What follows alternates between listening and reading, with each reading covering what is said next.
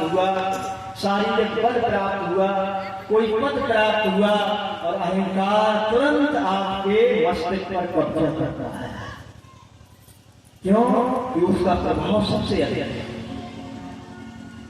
मेरे प्यारे सुंदर साथ जी, इन आवरण के ऊपर ज्ञान शक्ति गायत्री का स्थान है और वहीं ज्योति स्वरूप है। आपने कई धर्म देखे होंगे, ज्योति स्वरूप का दर्शन कराते हैं। वो ज्योति स्वरूप का स्थान भी इसी क्षण ब्रह्मांड में अष्टावरण के ऊपर है और आपको ज्योति का दर्शन कराकर कहते हैं यही परमात्मा है जिसको आप देख रहे हैं। लेकिन वो क्षण की ज्योति है, उन्हें अक्षर और अक्षरातीत उत्तम पुरुष की ज्योति का पता ही नहीं है, पहचान ही नहीं है, तो पहुंच कैसे सकते हैं? उन्हें तो ब्रह्मांड की ज्योति दिखाई देती। ज्ञान शक्ति गायत्री ज्योति स्वरूप के ऊपर प्राण निरंजन का स्थान है, जिसकी 3 शक्तियां हैं, अध्यात्म, अधिदेव और अधिभूत। ये शक्तियां ब्रह्मांड में इस प्रकार हैं, जैसे शरीर में नाड़ियां होती हैं, ऐसे ये ब्रह्मांड में और शरीर के अंदर सूक्ष्म रूप से प्रवेश किए हुए। इसके ऊपर 7 शून्य का स्थान है। 7 शून्य माने अनहद धुन सुनने वाले, निराकार ब्रह्म को मानने वाले शून्य का ध्यान करते हैं। परमात्मा निराकार है ऐसा समझ करके शून्य का ध्यान करते हैं और शून्य में 7 राग, 7 रंग, 7 प्रकार का प्रकाश हमें दिखाई देता है। और 7 शून्य के ऊपर विशाल मोह सागर है, जिस मोह सागर में प्रणवोकार हिरण्यगर्भ सृष्टि का पहला पुरुष आदि नारायण प्रकट हुआ है, जो हजारों वर्ष तक मोह रूपी जल में तैरते तैरते जब सगुण ब्रह्म की सुरता ने उसमें प्रवेश किया तो वो अव्यक्त ब्रह्म की चेतना से वो पुरुष जब फूटा तो वो अव्यक्त ब्रह्म का स्वप्न का स्वरूप होने के नाते उसको स्वप्निक पुरुष प्रणवोकार कहा गया, ज्योति स्वरूप कहा गया, हिरण्यगर्भ कहा गया। इसको आप विधिवत रूप से भागवत के 3 स्कंद को पढ़ना है और यदि ज्यादा गहराई से पढ़ना है तो पुराण संहिता को पढ़ना, माहेश्वर तंत्र भगवान शिव के माहेश्वर तंत्र को पढ़ना। इस मूल तत्व में आदि नारायण का प्रकटन कैसे होता है, उस आदि नारायण में 5 शक्तियां निवास करती हैं। वो सूक्ष्म रूप से ब्रह्मा, विष्णु, महेश, ईश्वर और सदाशिव, ये महाविष्णु ओंकार स्वरूप है। इसलिए जितने ही देवताओं की हवन सामग्री होती है पहले ओम शब्द बोला जाता है, ओम विष्णु देवाय नमः। ओम पहले निकलता है क्योंकि ओम से प्रकट हुए हैं, उसको कहते हैं आदि नारायण या महाविष्णु। यहाँ से हमारा स्वप्न के जगत शुरू होता है और नीचे की जितनी भी रचना है इन्हीं सब शक्तियों का पावर आकर के सभी शक्तियों में विराजमान हो जाता है। जब वो सृष्टि का पहला पुरुष प्रकट हुआ तो वो कहता है मेरे सिवा कोई दिखाई नहीं दे रहा है, एको अहम बहुत श्याम, हम अकेले हैं, हे परमात्मा मेरे को और भी साथी बना दो। तो फिर उसका दूसरा स्वरूप आकर के पाताल में शेषाई नारायण का स्वरूप धारण करता है। आपने देखा होगा पाताल में गर्भोदक समुद्र जिसमें शेष की सैया बना करके नारायण लेटे हुए हैं, महालक्ष्मी उनकी पैर दबा रही हैं, ऐसा आपने कहीं फोटो में सीन देखा होगा। उनकी नाभि कमल से त्रिदेवाओं की उत्पत्ति होती है और उन त्रिदेवाओं से ब्रह्मा जी सृष्टि की रचना करते हैं, विष्णु पालन करते हैं और भगवान शिव को संहार करने का हर ग्रह में एक ब्रह्मा, एक विष्णु, एक शिव की व्यवस्था करके अनंत ब्रह्मांड है और अनंत ब्रह्मा विष्णु महेश हैं। इसलिए आपको देखना पड़ेगा देवी भागवत के नमः स्कंद को। श्री कृष्ण प्रणामी धर्म के जो ज्ञाता होते हैं वो केवल अपने ही शास्त्रों से नहीं बोलते बल्कि समस्त शास्त्रों का अध्ययन करना पड़ता है। देवी भागवत के नमः स्कंद को आप देखना तो आपको मिलेगा संख्या चेद रजमास्ति विश्वा नाम न कदाचन ब्रह्मा विष्णु शिवादि नाम संख्या न विद्यते। कदाच कोई कह सकती धूल के कणों की संख्या गिनी नहीं जाती है, कितने कण धूल में होते हैं। अगर कोई गिन भी ले तो भी ब्रह्मांडों का और ब्रह्मा विष्णु महेश की संख्या का पारावार नहीं है, इनकी कोई गणना नहीं है। इसलिए हमारी रामचरितमानस भी कहती है, शिव ग्रंथ विष्णु भगवाना उपजे जासु अंश ते नाना। नाना माने अनेक। उनके स्वप्निक अंश से, नारायण के स्वप्निक अंश से अनेकों सृष्टि उत्पन्न होती है और अनेकों ब्रह्मांडों की रचना उस महाविष्णु के एक एक रोम में करोड़ों करोड़ों ब्रह्मांड रखे रहते हैं। ये तुम्हें देखने को मिलेगा पुराण संहिता के अंतर्गत, कठोर उपनिषद के अंतर्गत आपको प्रमाण मिलेगा कि महाविष्णु कौन है, इनके रोम रोम में करोड़ों करोड़ों ब्रह्मांड कहाँ हैं, ये आपको देखने को मिलेगा। मेरे प्यारे सुंदर साथ जी, ये महाविष्णु से लेकर पाताल तक जो भी सृष्टि है ये आदि पुरुष है। आदि का विलोम होता है अंत। आप मकान जब शुरू करते हो तो उसको आदि कहा जाएगा और जब बन जाएगा उसका समाप्ति हो जाएगी, पूर्ण हो जाएगा तो उसका अंत हो जाएगा। बच्चा जब जन्म लेता है उसका जीवन आदि है, शुरू हुआ, और जब बुढ़ापा होकर के यहाँ से जाता है तो शरीर का अंत माना जाता है। तो नारायण से लेकर जितनी भी नारायण सृष्टि है ये सृष्टि स्वप्न की सृष्टि कहलाती है। ये स्वप्न की बुद्धि से अपनी खोज करते हैं परमात्मा के विषय में।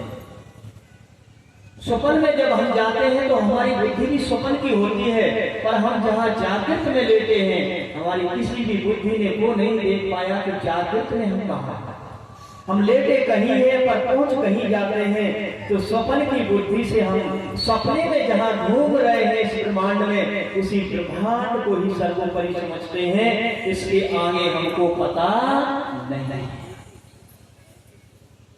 मेरे प्यारे सुंदर साथी धर्म प्रेमी आत्माओं, इसलिए हमारे धर्म शास्त्र में कहा है, स्वप्न बुद्ध वैकुंठ लो और निरंजन निराकार। स्वप्न बुद्धि कहाँ तक पहुंचती है? वैकुंठ का भी वर्णन करेगी, 14 लोकों का वर्णन करेगी, निराकार निरंजन मोह तत्व का वर्णन करेगी। ये निराकार है, जैसे नींद निराकार है, उससे उत्पन्न कौन होता है? सपना। सपना साकार है, ऐसे मोह तत्व निराकार है, उससे मोह की सृष्टि, सपने की सृष्टि उत्पन्न होती है। इसलिए इस ब्रह्मांड को सपना कहा जाता है। भगवान से जगदम्बी पार्वती से कहते हैं, कहूँ उमा में अनुभव अपना और सत हरि भजन जगत सब। क्या कहा? सपना। कोई ऐसे भाषण व्यक्ति ने तो नहीं कहा। किसने कहा? देवों के देव महादेव ने। किससे कहा? जगत जननी उमा को समझाया, जितने ब्रह्मांड हैं वो क्या है? जगत सब। सब माने कोई ब्रह्मांड बाकी नहीं है, ये किसके हैं? सपने के हैं। यदि सत्य बात का सम्मान नहीं करोगे तो तुम्हें अंत में पछताना पड़ेगा।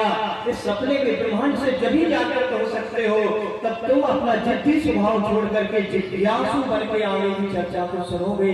क्योंकि ये मत समझो कि धर्म शास्त्रों में और परमात्मा ने सद्गुरु और संतों के पास कुछ नहीं दिया। नहीं, धर्म शास्त्रों में सब कुछ मिलेगा और सच्चे संत शिरोमणियों के पास भी मिलेगा।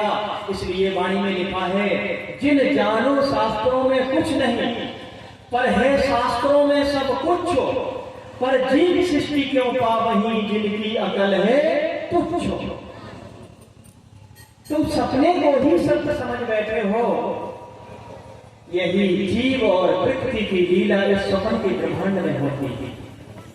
मेरे प्यारे सुंदर साथ जी, अभी परमात्मा की कोई यहाँ बात शुरू नहीं हुई, अब सपन के ब्रह्मांड की बात सुनो। तो नारायण महाविष्णु से लेकर के 7 शून्य निरंजन का स्थान, ज्ञान शक्ति गायत्री, ज्योति स्वरूप, 14 लोकों में भगवान ब्रह्मा विष्णु महेश के लोक, तपलोक, जनलोक, स्वर्गलोक, मृत्यलोक और सातों पाताल मिलाकर के इस स्वप्न का ब्रह्मांड कहलाता है। और इस ब्रह्मांड को देवादिदेव महादेव कहते हैं कि कहूँ उमा में अनुभव अपना और सत हरि भजन जगत सब सपना। हे जगत जननी पार्वती, वो परमात्मा जो सारे ब्रह्मांड को शक्ति देता है, चलाता है, उस हरि का मैं चिंतन करता, बल्कि ब्रह्मांड तो सपना है और हम भी सपने के, ब्रह्मांड के ही सपने के मालिक बने बैठे हैं। मेरे प्यारे सुंदर साथ जी, थोड़े से शब्दों में आप सुनोगे ये देह क्या है, ब्रह्मांड क्या है, अज्ञानता क्या है और ज्ञानमय स्वरूप क्या है। आप थोड़े से शब्दों में समझिए। हमें कृष्ण कृष्ण कहना है, हमें कृष्ण कृष्ण कहना है, दिन चार का रहना है। हमें कृष्ण कृष्ण कहना है, दिन चार का रहना है। हमें कृष्ण कहना है, दिन चार का रहना है। पहले हमें समझना है ये शरीर क्या है। याद हिया को मोने निकालो, याद हिया को मोने निकालो, जाने कब होए जाए अमानो, जाने कब होए अमानो। हरे साथ प्रेम से रहना है, ओ साथ प्रेम से रहना है। दिन चार का रहना है, प्रेम से रहना, साथ प्रेम से रहना है। दिन चार का रहना है, हमें कृष्ण कहना है, दिन चार का रहना है। याद हिया को कौन ठिकानो, जाने कब हो जाए रवाना, उस प्रेम का कोई भरोसा नहीं है। इसलिए ईर्षा द्वेष को छोड़ करके सभी प्राणी मात्र से प्रेम करो, हमारी सृष्टि से प्रेम से रहो और प्रेम ही परमात्मा का स्वरूप है। कृष्ण की लीला ही प्रेममय है। अब देखें आप ब्रह्मांड को, जिस ब्रह्मांड में हम रहते हैं वो क्या है? ये संतवाणी है। पहले मैंने आचार्य वाणी के द्वारा भगवान शिव का उपमा देकर के सपना बताया। आप संत क्या कहते हैं? अरे जगत तमाशा पूरा सपना, जगत तमाशा पूरा सपना, जगत तमाशा पूरा सपना, जगत तमाशा पूरा सपना। जहाँ नहीं है कोई अपना, नहीं है कोई अपना, जहाँ नहीं है कोई अपना, जहाँ नहीं है कोई अपना। याद रखो, सपने में कोई वस्तु अपनी होती नहीं है। एक दिन से उसको सब छोड़ के जाना। ओ तासे ध्यान रखो, हे आत्मा तू ध्यान रख। ये जगत तमाशा पूरा सपना, यहाँ नहीं है कोई अपना। और आत्मा को पता है, अरे हमें पिया घर जाना है, चार का रहना है, घर जाना है, दुनिया का रहना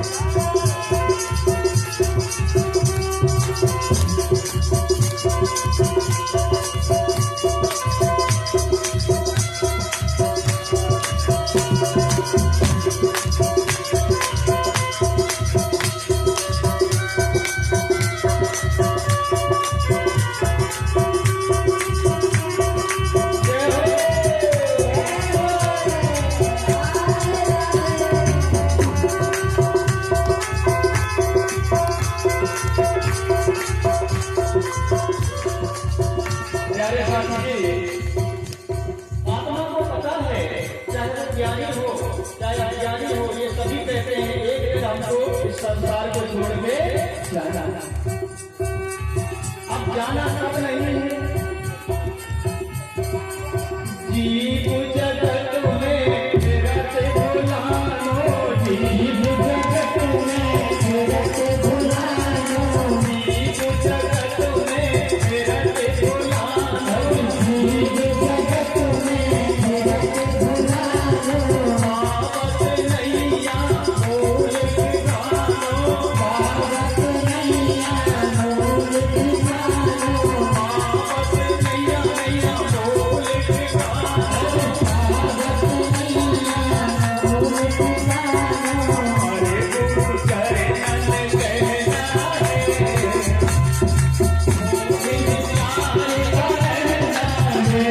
गुरु चरणन कहना है,